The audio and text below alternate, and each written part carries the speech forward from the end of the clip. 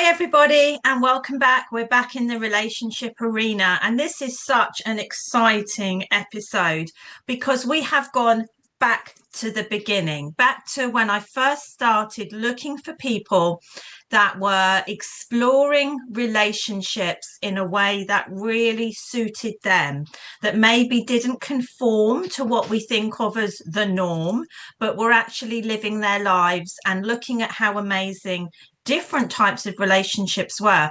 So we have one of our very first guests coming back, which is the lovely Rosie and Em. They're here on the sofa, and I just welcome back. Thank you. Thank you for having us back. Yeah, we can't wait to talk about more. We love this. Yeah. I know we had such a good chat last time. So you were, I think we were just saying before I pressed record, you were one of my very first guests, and you were telling us all about fascinating topic, which I love talking about, which is open relationships and how you live a relationship that really works for you, and that you conduct in a way that works for everyone involved in this basis of what we call, well, we've said this, it's called the new monogamy, but of course it isn't monogamy because it isn't about that, but it's these open relationships. And actually got contacted by this lovely couple to say, could they come back on the show and give me an update? And I said, absolutely. I want to know. It's been just over a year since I spoke to them both. And I'm guessing you listeners as well, you want to hear what's going on. Are they still in an open relationship? Is it working? What adventures have they had? So who's going to take it away first? Give everyone an update. How's it all going? Yeah, it's going great. Like, it's had its roller coasters, it's great adventures and stuff like that, but ultimately nothing about our core beliefs in terms of being in an open relationship and being polyamorous have changed at all. It's just consolidated more and more how right this for us and how wrong monogamy is for us. So it's been great. Yeah, so last time we spoke, we obviously knew how we felt about what we were doing, and we had loads of ideas and we had practiced it, but we were very new to it, right? We'd only actually doing things in that completely open way for a couple of months, really. Now we're just that much further on in terms of, and yeah, our thoughts, our ideas, our beliefs haven't changed at all, but we just have a year, 18 months more worth of experience of actually practicing that, and like not only our experience but how the experience has been for everyone that we've introduced it to, been involved with, and all of that. So let's just remind listeners, if you're just still a little bit wondering what we're talking about, polyamorous open relationships. So in our kind of, I guess, normative culture of relationships, it's two people. We have two people involved, and you tend to stay monogamous to that other person. And what we're seeing nowadays is that people are exploring open relationships, which is very much about having other people in lots of different ways. There's not a right or wrong way, either short term or long term involved in the relationship. And it can be one person, it can be two, it can be multiple. So we've got sayings now such as thruples and pods. There's a whole new world. But the key thing I want you to just hold in your mind as we talk now to Rosie and Em is this is above board. This is a relationship that involves other people, but is not infidelity. So that's really important thing to remember, that there is communication and discussion, and that everyone involved is knowing of what the rules of engagement are. So what have you learned over the last year? What are your key takeaways? It's hard, like in this society, dating, being polyamorous, because there's not many people that are polyamorous. So it's been like, for me, a lot of time it's educating other people about what that means and what it is, because most I've dated have only ever experienced monogamy. Right. Definitely had its challenges, because when it's all the honeymoon period, they're like, oh yeah, that's fine, I'm totally cool with that. But then when the deep feelings start kicking in, then things sometimes go a bit pear-shaped when they're struggling. Actually, they're like, actually, I'm struggling with this. Actually, I don't understand this. And then it's difficult to know how to go forward, because I don't want to change my core values and I don't want them to change theirs if it doesn't work for them. So that's had its challenges in that sense. Let's just, I'm going to dive in there, sorry, just to say, so people know up front that you're involved with somebody else. But as they start, people become attached, is what you're saying. They become emotionally attached, and then it becomes more complicated. Yeah, I think they like I'd be completely upfront and honest with them and stuff like that, but it is a massive concept to understand, especially in a society where it's not the done thing. So, you know, they're having to, I guess, rely on me to be educated, and I've tried to like tell them to educate themselves in other ways by like books and support groups and stuff like that, because I don't want to feel like I'm dictating what it is and what it isn't and stuff. I want them to learn for themselves as well. But I think, yeah, when there's a lot more emotion involved, they kind of panic and they don't know what to do. And the normal panic is to try and, you know, control things and change things so that they feel more secure, which is obviously goes against my, you know, ethos in terms of having autonomy. Yeah, so how have you what are your thoughts on this? How have you handled this together? I mean, Em's amazing at listening to me, and I know that she, you know, will be as unbiased as possible. She's not trying to influence what I should and shouldn't do. She just listens to me and offers, because I ask her, I offer her opinion and what she feels she'll do in the situation, and she's been an absolute godsend to help me process things and understand what I should do going forward. Yeah, I So, think yeah, go on. I was just going to say, one thing I think we've got going for us is that we have enough knowledge of what the other person's like and experience to know that, yeah, we're not going to try and put our desires, like if Rosie comes to me for advice, she knows that I'm not going to say, yeah, you should break up with them because I, you know, because I'm feeling jealous or anything like that.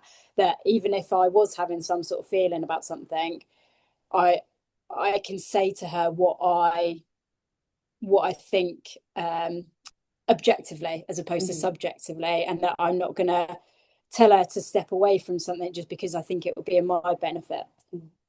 Right. Now, I'm picking up on something and I might be completely wrong, but are you both practicing an open relationship, as in both seeing other people, or is it just you, Rosie? No, both of us. We just Both probably of you. Okay. Okay. Cool. M kind of, she went through a period of not dating for a while because she wanted to focus on work. And I've kind of always been open to dating, but probably I've been more looking for like a romantic partner, whereas M's more looking for like casual dates and Oh yeah, like what that. I've had has been much more casual, but only because I feel like I don't, Juggling yeah, two romantic it's just partners. scattered, and I just don't feel like I've had the time or to invest in that. Okay. So it's not that I feel like I shouldn't or anything like that, but I Mm-hmm. just, what I have done practically so far has been much more casual. That's fascinating as well, I'm sure, to the listeners. So you said there, Rosie, you're looking for a romantic partnership, and then you haven't counted that out. You're just at a different place at the moment. So we could end up, if we have another update, which I'm sure we will, where there are two other people that you are. This is not just about having intimacy with somebody else physically. This can be an emotional connection. So Kind of talk to anything. talk to us a bit about how that works and how that integrates into your own relationship. Well, it's, I think, yeah, for us, we find it almost difficult to understand how this could be without emotion. Yeah. I know for like, I had an ex that I spoke to these ideas about and wanted to kind of like move forward in this way. And one of the suggestions he had for like a rule to put in place was that, you know, anyone that we were friendly with. And to me, that didn't make any sense because, like, you know, even if it was just sex, I don't want to have sex with someone that I don't like. Mm. So for me, you take Can't. that, you can't sort of make it a rule that it's not emotional. And yeah, we are completely, you've been, you know, in love with other people, you've had boyfriends, you know, that although we live together, I'm sure you consider just as much a partner. Oh yeah, 100%. Yeah. As I am to you. Yeah. So when you have this connection with somebody, you said there that you have been in love with somebody. Do they come into your home environment? Do you keep things separate? Do they get to meet Em? What happens there? A mix, really. There's not really a certain way. Like, they have met you, haven't they? But like, I prefer to keep it like mostly separate, because I'm not looking for any sort of like throuple thing again, or involved thing again. Like, it's a relationship sort of thing. But no, you've met, the people that I've dated and you stuff like seem that. to have been very like more keen for me to have met them, not in a like you need to, but like it's nice for you. Yeah. And it's nice for them to like put a face to the name, they hear all about me. Yeah. So to know who I am, and I think it's not like a rule that we have that you do or that you don't, but yeah. And in terms of like coming into the home, like we're very considerate that it's not just our space. But so we don't sort of like do that quickly or anything. No. But like, because it's obviously it's both our home as well, so I don't want to ever to feel like this isn't her safe place and her home by constantly inviting my partner or whatever over and stuff like that. So more so goes to like their place if I'm going to see them, and then if Em happens to be away or at work, then I'll say come over to mine. But I never want to like push Em out saying can you be out this night or anything like that. It's just not what I personally choose that I don't want to do. Have you ever not liked somebody that either of you have been involved in? There was one person. Okay, we don't need names. It's fine. We're not naming names, but I'm just interested. That it was a bit of a whirlwind, and really helped me kind of take my rose tinted glasses off and see the situation for what it actually was. And I put that down to having such a healthy, strong, communicative like relationship that I could trust her that what she was saying to me was what she was actually seeing. It like oh, you're making things up, or you're over exaggerating, or like you just don't want me to be with this person. Like, it did help me break out of that, and luckily then I saw it for what it was and left that relationship. And I think, I mean, you said that it's really good that Rosie can hear your communication and know that you're coming at it from a balanced perspective. And, this is something we say to people in the therapy room, regardless of what style of relationship you're living in or conducting, is it's always about the communication. And lots of couples will come in and say, we don't communicate well, or we want better communication. But to actually get them to dive in and say, well, what does that actually mean? What does that look like? How are you behaving? How are you reacting? So communication is in one way such a needed word, but in another way it kind of is such a broad term, isn't it? It's almost like I think what my partner wants me to say is we need to communicate better. You can almost see they've thought of this word, and this is the key word. But it's like to hear you two talk about what that looks like and why you respond is lovely. Yeah, and I think the word like reactive you said there is such a big part of it that people skip over, and they don't realise that, if I want Rosie to communicate with me, if I want anyone to communicate with me, I've got to consider how I react to things, because you can't expect someone to just tell you stuff if they know that you're likely, or that if they don't know what's going to happen, or you're likely to fly off the handle or make them feel bad about something. So you've really got to be open from that side of things. It's not just about talking and saying more. Has it ever gone wrong at all? I don't really know what I mean by that, but you're very committed to it. It sounds like it's working great for you. We've had a little mention there of some feelings, maybe some jealousy. Have you ever kind of got to a point where you've questioned whether this is the right concept? Not for 1 second. So, like I said, the longer I'm not monogamous, the more I'm alienated by monogamy and the whole. Like, it's 100% not for me, monogamy at all. And I feel like there's so much to unpick about how monogamy is, and as opposed to polyamory. And to me, it just more and more we get more and more passionate, don't we, about what Yeah, we feel about it does feel like stranger and stranger, some of the Yeah. things that people say, like from a monogamous perspective to me. And no, I mean, it's certainly never gone wrong. It's never gone wrong. No. It's never gone wrong for us. No. Totally. Has it gone not ideally for, like, you know, with some of the relationships we've had? That, yeah, but like that's all relationships. And it is such an alien concept for people, and it is very difficult. I think the most common reaction that we get is that people are like, I completely understand that. It makes so much sense. Like you were saying, like they're all for it at the beginning. And even when they conceptually understand it and they think it's logical, they just really struggle with the emotions that they're dealing with as they get further. But yeah, no, I mean, it's totally, definitely for us. Yeah.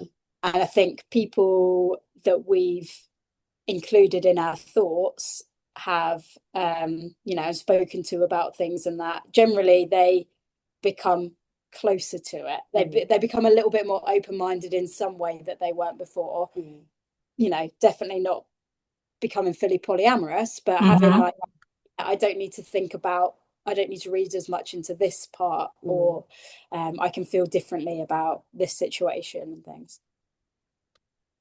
And how do you meet these other people? And how do you bring up the topic? Now you've had some practice at it. How do you go from meeting somebody, which can be a minefield in itself, to meeting them and then saying, by the way, I'm in a relationship, but don't panic. I'm not cheating. How does that all happen? Some people I've met just in person, like in life, like, at the gym or, out and about. And then dating apps. And I put in my profile that I'm polyamorous as well. Right. And then one of the dating apps that I prefer is like an alternative dating app. So normally people on there are non-monogamous in one way or another, or something like that. So it's more like open-mindedness on there. Okay, so it's pretty like as it is for most people nowadays, the online world has connected people from so many different diverse backgrounds. Yeah, okay. Yeah, because at the start of us doing this, I was not in a place where I could consider getting involved with someone who wasn't already polyamorous. I didn't want to go through that process with anyone. So like on dating apps, like you can put it there, so it's out there at the front. So, some dating apps you can actually choose. I like it's one of the settings that you have at the beginning, and you put your gender in and you put your name in, whether you're monogamous or not. So it is that on some of them now. But yeah, I wasn't at all interested in going into something where someone didn't already have experience of it first. I don't feel like that now, but yeah, I either meet people through dating apps, or if I meet them in person, they've probably like heard about Rosie before anything else, and they're aware that I have a girlfriend.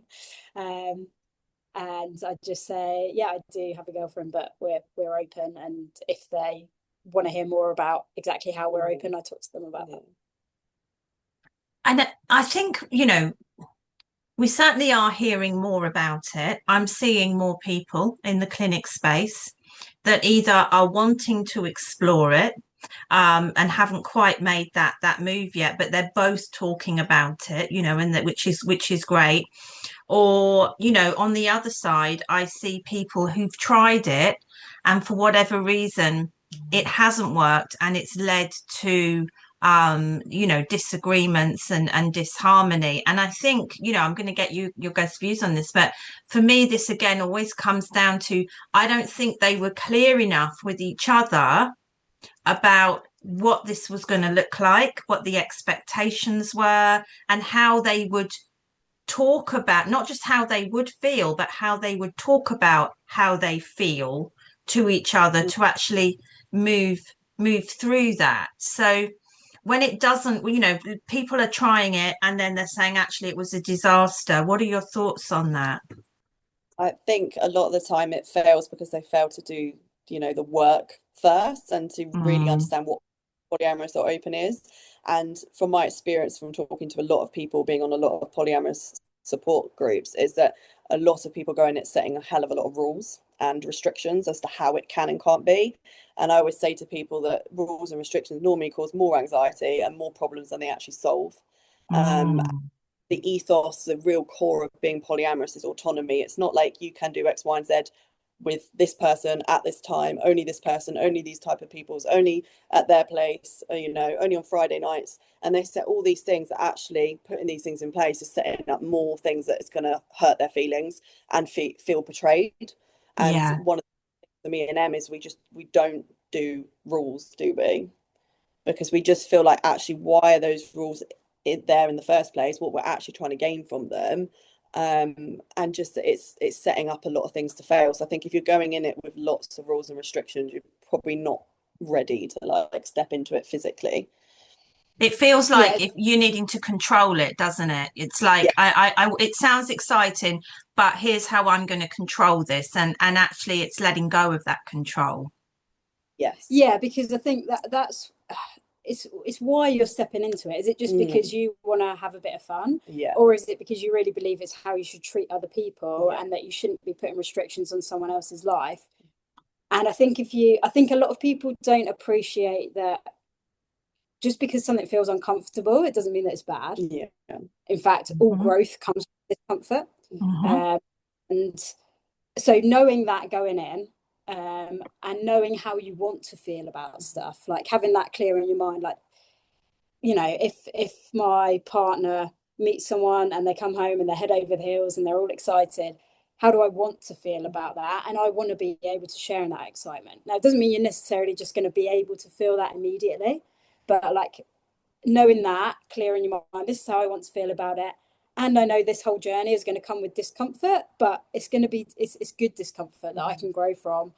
I think just helps set the expectations more realistically than like, I want to explore, here's how I'm going to try and make myself feel okay with that. Because it is just setting up more things that are gonna go wrong. Yeah, it's creating a real minefield, isn't it, of things that you might get wrong, that you didn't explore properly, and suddenly you're kind of falling at all these hurdles because there's so many hurdles that have been put in front of you. This kind of you started to talk about it there, and we've joked about this before. So I know that this isn't for me. Okay, and I've always said there's too many feet involved for me in any, in that kind of thing. And I, my growth would be, I know that it's because of how I would feel about my role in the relationship. And you've touched on it there. It's you obviously at some point might feel jealousy or anxiety because they're normal emotions. We all get pangs of them for different things. And so how do you work through that?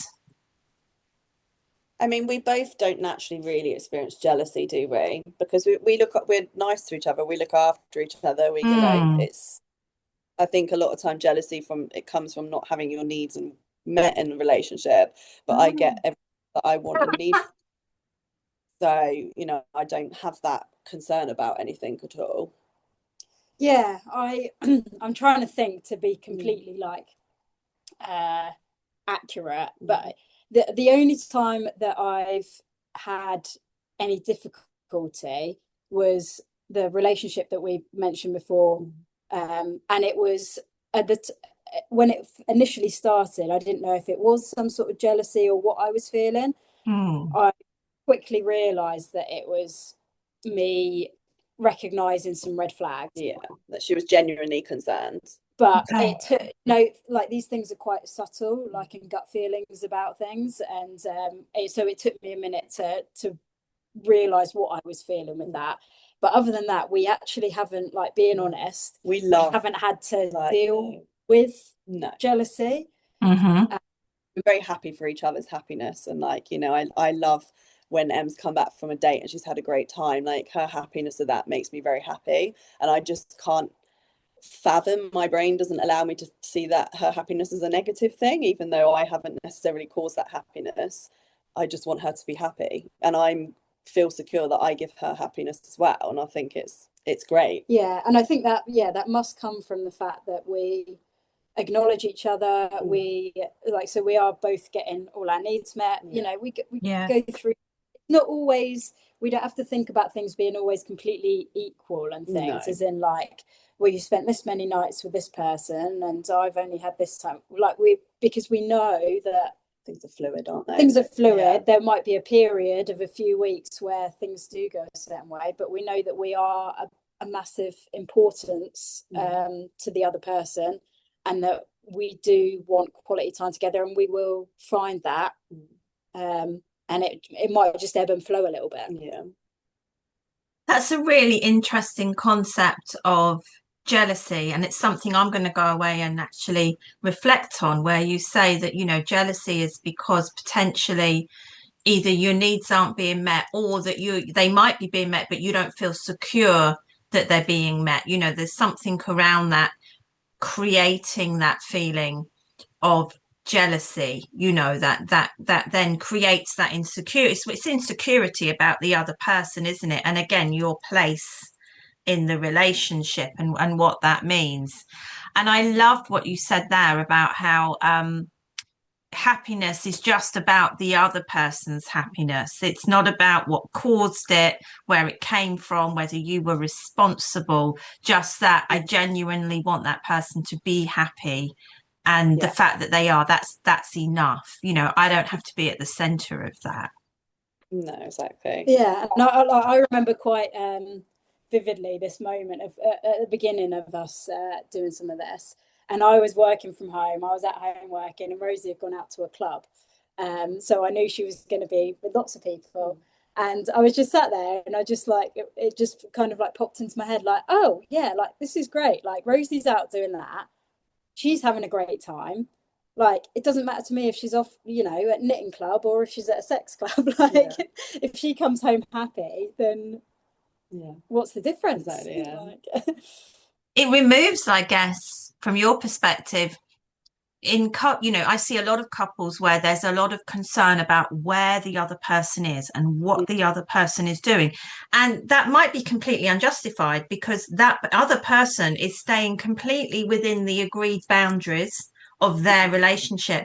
But there's so much, you know, they didn't message me, they didn't contact me, you know, they went to a strip club and I didn't like it because they were looking at, literally just looking, you know, at this other human body, and I didn't feel comfortable. Or they fancied someone on the television even, you know, we get to that level of, I don't like them watching this TV program because they fancy, you know, this person that they're never going to meet, never going to have a connection with. And so, you know, when you were talking there about I'm having a great time doing whatever I'm doing, and, you know, my partner is out having a great time doing whatever they're doing, it's like, end of, like, there's no underlying, but I wonder if, and I wonder if, and I wonder if. It sounds in a way quite freeing.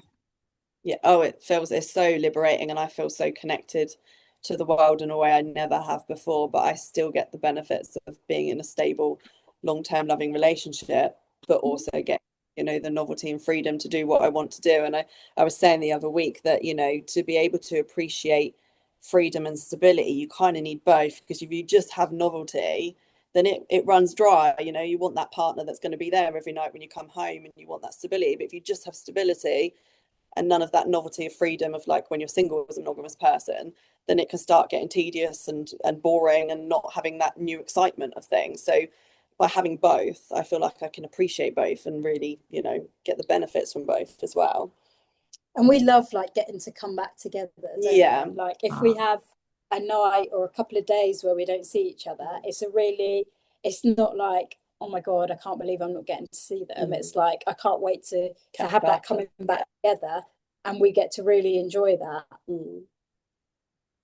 So we come to the end of our time speaking together. We could talk for so long, but we will have you back I hope, you know, we won't wait a year to have you back, because I'm just so invested now in this, in hearing how it just progresses and what you're discovering.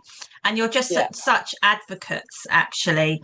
You know, there is such that there is negativity, I think, from people around polyamory. There's people who think you're just doing it because you can't commit. There's people who think it just, you know, it's just to spice up your sex life, or you know, and when you listen to the two of you talk about how your relationship works, you know, it's such a positive outlook on this. Well, it's not a new way of conducting relationships, actually. It's a very old way of conducting relationships, but we are rediscovering it, I think. You know, we've gone through this period. So thank you so much for coming on to the show. It has been delightful to speak to you both, and I wish you all the best. Thank you very much. Thank you.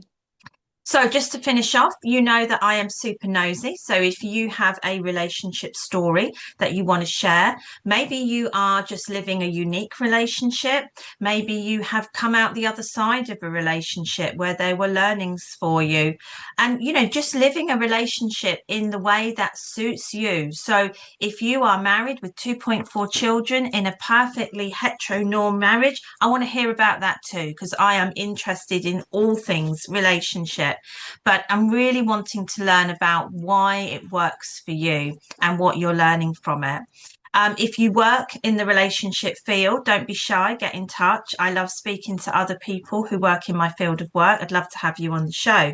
And if you have any questions for myself or Rosie or Em, pop them in the comments of whatever platform you're looking at, and we will come back to you, or just direct message me and I will pass on those questions, because they are very much, you know, letting people know about the benefits, and very good at kind of giving a balanced approach about, you know, whether you're thinking about this might be right for you, or you have questions about how it works. So thank you everyone for being in the relationship arena with me. I look forward to seeing you again soon. And now, as I say at the end of every episode, I'm going to try and stop the recording, but not cut Rosie and Em off in their prime, which would be really rude. So take care, everyone. Have a wonderful rest of the day.